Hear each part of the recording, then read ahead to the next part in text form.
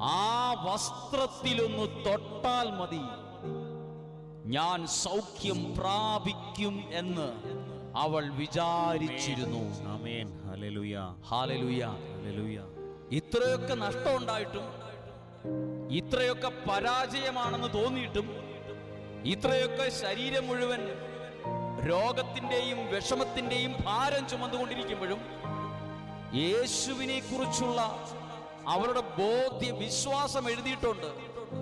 ഇനിയൊന്നും ശരിയാകില്ല, എന്റെ ജീവിതം ഇവിടെ അവസാനിക്കും, എല്ലാം നഷ്ടപ്പെട്ടു, പണം നഷ്ടപ്പെട്ടു, ആരോഗ്യം നഷ്ടപ്പെട്ടു, എനിക്ക് ദീർഘനാൾ ഇനി ആയുസ്സൊന്നും ഇല്ല. ഇതൊന്നുമല്ല വിചാരിച്ചത്, ഇതൊന്നും അവൾ വിചാരിച്ചില്ല.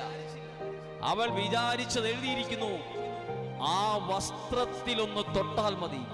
യേശുക്രിസ്തു ധരിച്ചിരിക്കുന്ന വസ്ത്രം